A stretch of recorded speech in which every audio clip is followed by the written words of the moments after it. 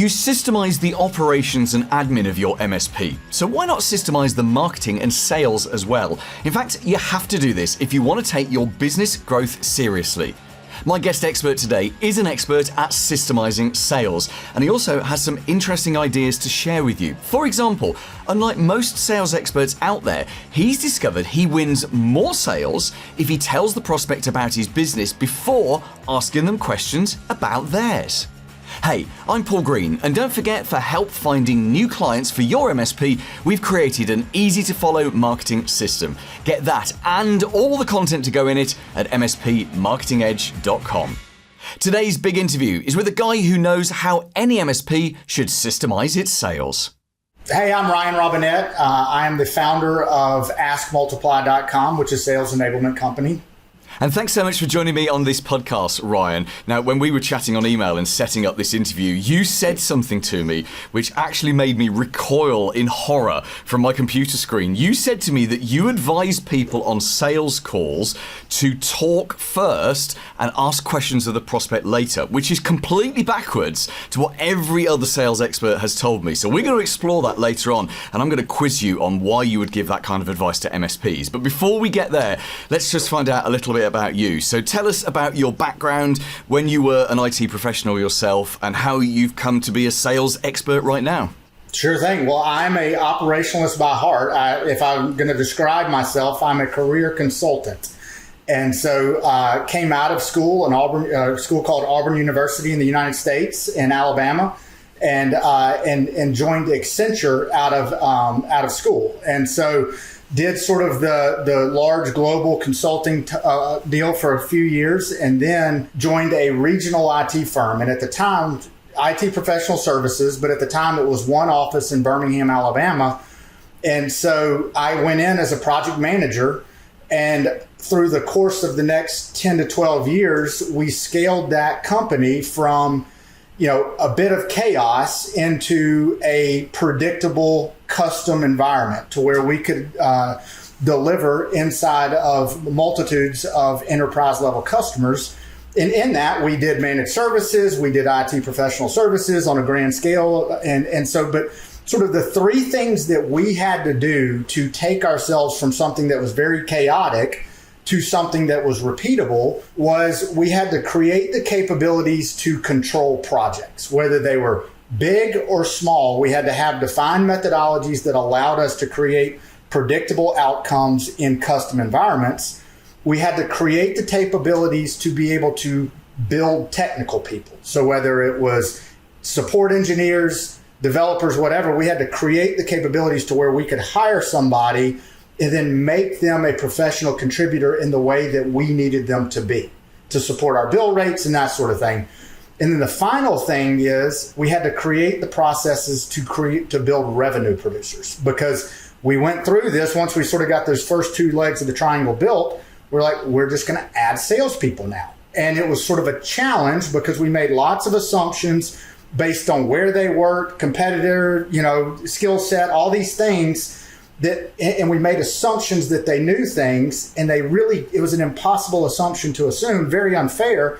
And so we created a process to build revenue producers. And once we did that, we scaled around the southeastern United States, and ultimately that company was acquired by a global provider.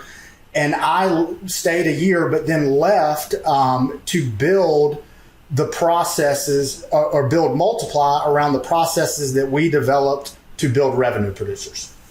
Got it. So you essentially took a very systematic approach to building up a business. And as you say, you've got, I can't remember the exact phrase you said, but the three legs of the business. You literally, you worked out what worked, and then you systemized it so that it just happened again and again and again as the business got bigger, which is just brilliant. So what do you do now? It sounds really great there.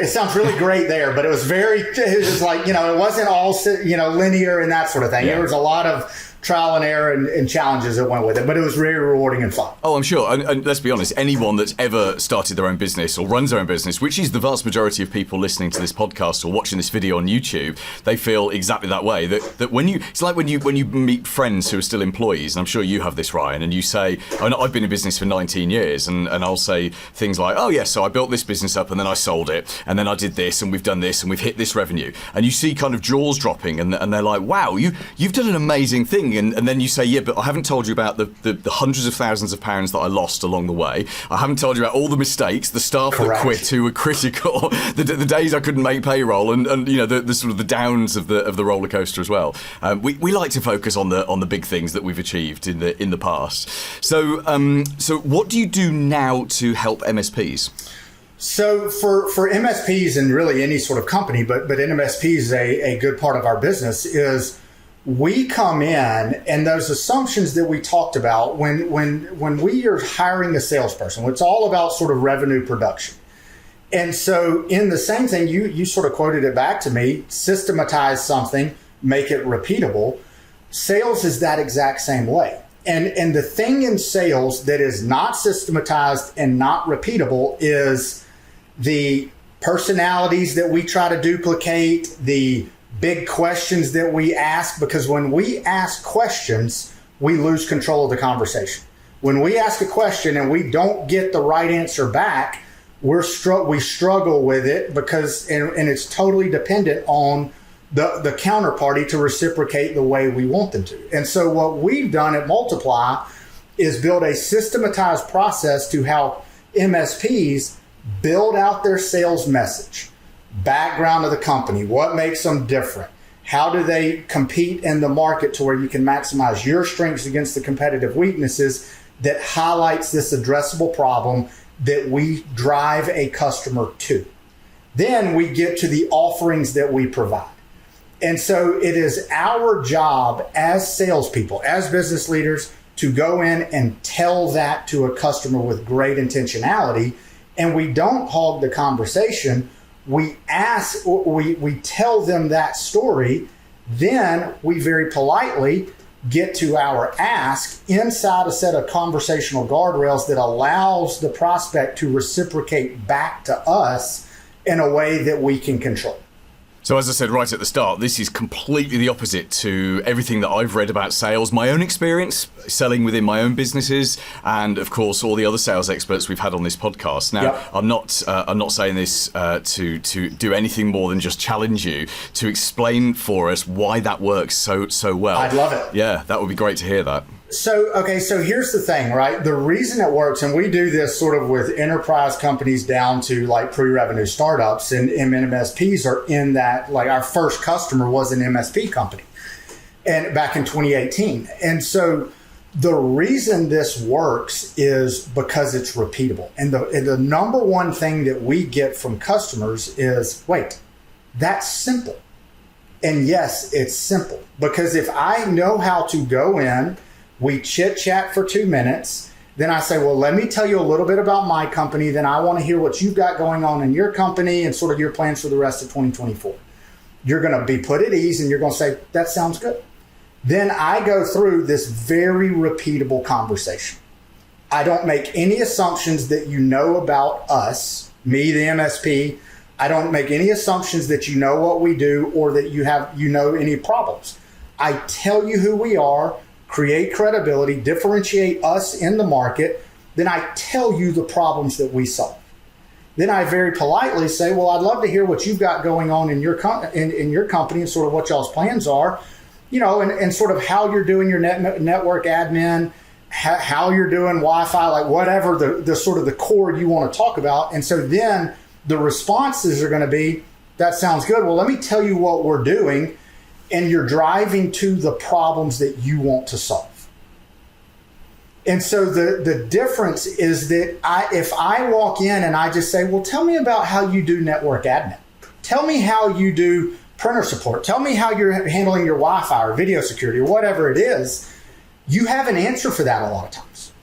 And then so what happens is that I start playing catch up, trying to tell you that I have a way to do it better than you. because you've dropped the anchor points.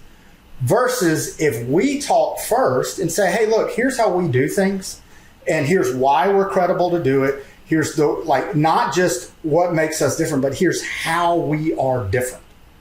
And here's the processes that we use as a company to ensure your success. And by the way, these are the problems that we solve.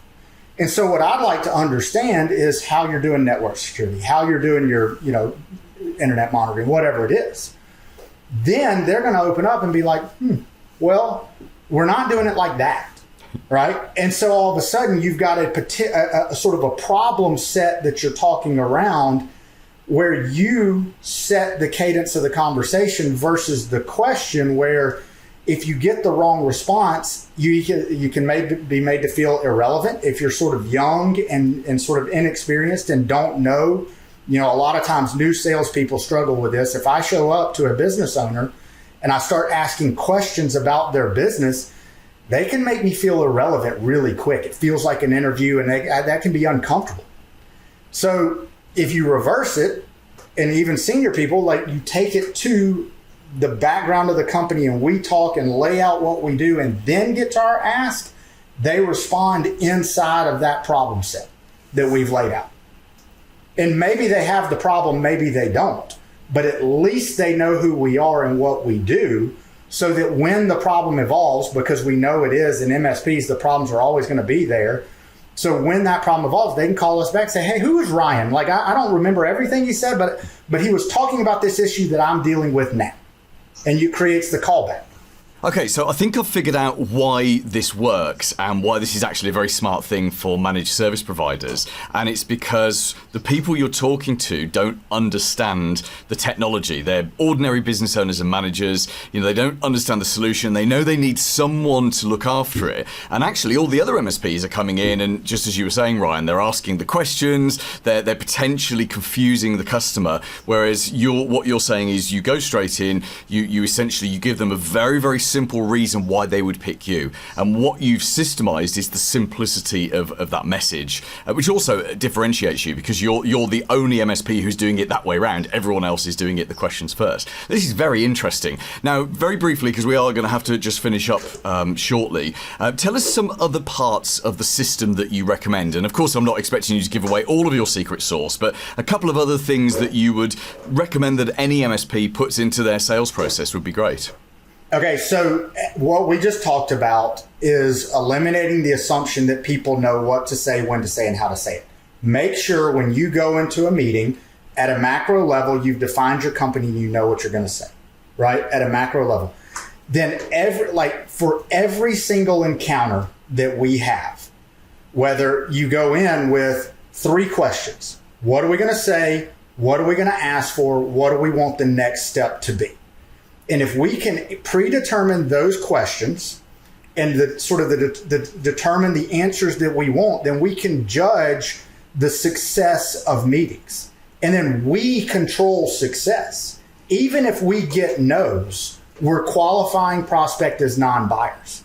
But it eliminates sort of the good conversation that lacks intentionality. Whereas if we answer those 3 questions, go into every single encounter with great intentionality, then we can move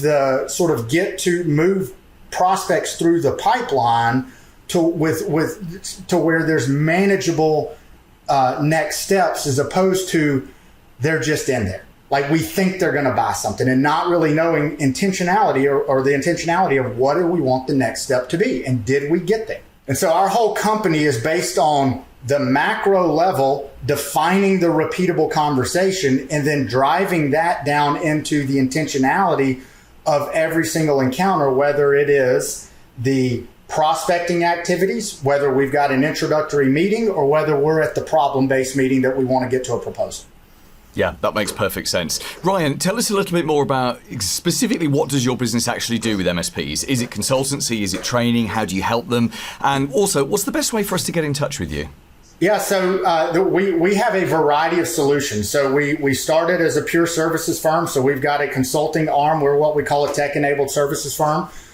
We've built a platform that goes through this whole process of how the outline and then onboarding and training mechanisms. And so we've got, SaaS-based options. We built a playbook that has all of this detailed in it to where, you can go with really light, just pure SaaS-based options to really heavy, where we come in, build this out over 3 or 4 months, train your team to be able to go sell it and that sort of thing. And then, a playbook option to where you're going to do the work, but we're going to give you the materials, and then we work with you along the along the way as sort of advisory meetings and that sort of thing. And so all that's detailed on our website.